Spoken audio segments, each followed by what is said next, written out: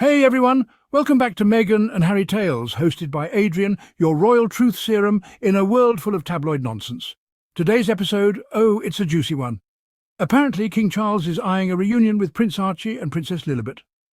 Yep, suddenly it's bring the grandkids home season. But before we start handing out scones and calling it a royal tea party, let's talk about what's really going on here. First off, we're supposed to believe that after years of sidelining Harry and Meghan Sussex, ripping away security, trashing them in the press, snubbing them at events, Charles has had a change of heart. Now he wants a cosy granddad moment with the kids he's barely acknowledged in public. Excuse me, while I roll my eyes all the way to Montecito. And speaking of Montecito, that Netflix deal. Oh yes, the deal the British press called controversial, exploitative and a cash grab, even though the same media would have auctioned off their own granny for that kind of content. That deal, reportedly coming to an end this September, has got the royal commentators frothing at the mouth with predictions that Harry and Meghan might move back to the UK. Let me get this straight. First you kick them out, then you mock them for surviving on their own.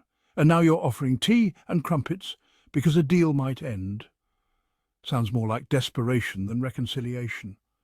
Now some royal experts, and I use that word with the sarcasm it deserves, are out here claiming that the end of the Netflix contract might incentivize Harry and Meghan to move back. Incentivize? As if they just pack up their family and move to a country where they literally fear for their safety because their security was stripped like they were contestants on a bad reality show. And don't forget, Harry himself told the BBC he can't imagine a world where he'd bring his wife and children back to the UK under current circumstances. That's not bitterness, that's basic protection for his family. You know, like any dad would do. Let's be honest, this isn't about family reconciliation. It's not about love or unity or healing. It's about image. Charles wants to patch things up just enough to look good for the cameras. Look, I'm not the villain, please. If Charles was any more out of touch, he'd be communicating through royal pigeon. And don't think we forgot about the coronation. Charles found room for gold-plated robes and ancient spoons, but somehow couldn't manage to give Harry and Meghan Sussex a seat that wasn't 6 rows back and hidden behind some feathered hat.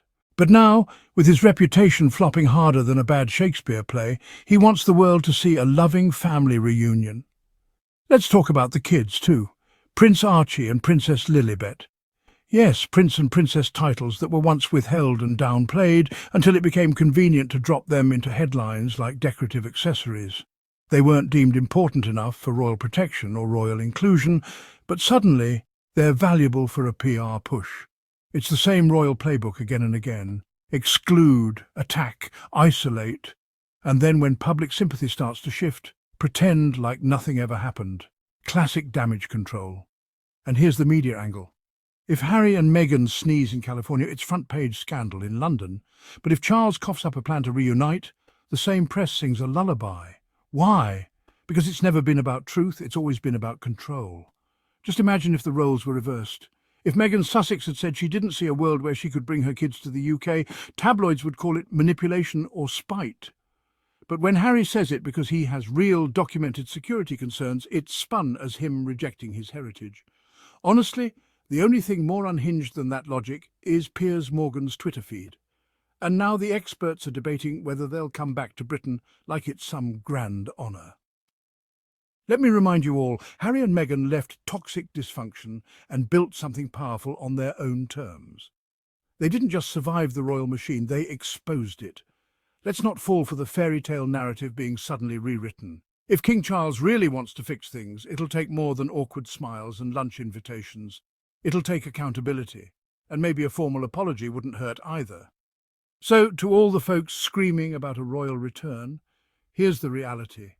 Harry and Meghan Sussex don't need the royal family. But oh boy, the royal family sure needs them. Now let's talk about the elephant in the room. The very real reason Prince Harry cannot bring Meghan Sussex and their children back to the UK, even if he wanted to. It's not pettiness, it's not about stubbornness. It's about something so fundamental and human, safety. You see, Harry didn't walk away from royal duties, and suddenly ask for security out of luxury or ego. No, he asked for it because the threats against him and his family were real, documented and escalating. And what did the UK government do in response? They essentially told him, "You're on your own, mate." Let's rewind for a second. After stepping down as a working royal, Harry offered to pay for his own security while in the UK. He wasn't asking for freebies, he wasn't demanding royal perks. He literally said, "Let me protect my wife and children, I'll foot the bill." And the response? A flat no. Just like that. Not only was taxpayer-funded protection stripped, but they also refused to even allow him to privately pay for it. Now, let that sink in. A man born into a family stalked by the press, obsessed over by extremists, who watched his mother literally die because of a security failure and paparazzi harassment, was told by the British state that his safety and the safety of his American wife and their mixed-race children was not their concern. And it didn't stop there. He was forced to sue the UK government in order to get even a fraction of what any rational system would consider a basic duty of care. Court documents, legal hearings, endless back and forths just so Harry could visit his homeland without putting his family at risk. Imagine that. Suing the country you once served just to feel safe on your own soil. And remember, these aren't imaginary threats. The royal family has long known the dangers that exist. There have been arrests, credible threats, and constant vitriol spewed online. Much of it racially charged, especially towards Meghan. The idea that the Sussexes could walk around the UK without proper security is beyond reckless. It's deliberately hostile. But why would the government and, let's be honest, the royal family itself make it so difficult? Because it fits the narrative. The message is, you stepped back, so now suffer. It's punitive, it's cruel. It's designed to break Harry down and force him to either give up his independence or return grovelling. But what they fail to account for is that this is Princess Diana's son. And he's not backing down. And here's where it really hits home. Even if King Charles calls and says, "Son, let's talk." Even if William suddenly grows a conscience and wants to rebuild the bond, what does that actually mean if Harry and Meghan can't physically set foot in the country without fearing for their safety? Let's be clear. As long as Harry cannot bring Meghan Sussex and their children to the UK safely, any so-called reunion talk is just empty PR. There can be no reconciliation under threat, there can be no healing when protection is denied, and we have to ask, why does the UK bend over backwards to protect disgraced royals, alleged abusers and working royals who rarely work, but leaves the one prince who actually served in the military, who actually advocates for mental health and veterans out in the cold? Where's the outrage? Where's the logic? They say the monarchy is all about duty, honour and family. But when Harry stepped back to protect his wife from the same fate as his mother, they punished him for it. They chose optics over obligation, appearances over affection, headlines over humanity. And yet Harry continues to fight, not just for himself, but for his children, because he refuses to let Archie and Lilibet grow up thinking the UK is a hostile, dangerous place that would rather see them silenced than safe. So no, he's not being dramatic, he's not being difficult. He's being a father, a husband, a man standing against a system that has proven time and again that his life and, more importantly, the lives of his family are not their priority. Until that changes, the Sussexes are safer in California. And frankly, that's not just a personal choice. That's a damning indictment of how the UK treats the very people it should be protecting most. When it comes to public displays of royal affection, Prince Archie and Princess Lilibet have been treated more like distant cousins than the direct grandchildren of the king.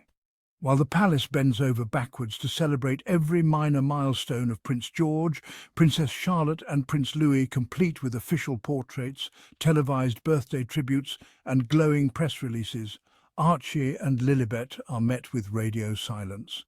It took an uncomfortably long time for the palace to even acknowledge their rightful titles of prince and princess, despite them being born into the same line of succession. Why the delay? Why the silence?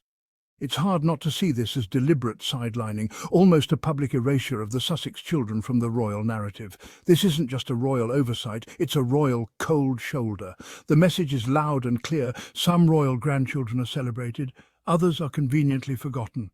That's all for today's Meghan and Harry Tales. If you're loving this kind of real talk commentary that cuts through the royal noise, make sure to hit that subscribe button. Leave us a comment on what you think about this sudden reunion narrative, and tap that super thanks to help us keep spilling the tea and standing up for Harry and Meghan Sussex. Until next time, stay classy, stay shady, and stay Sussex strong.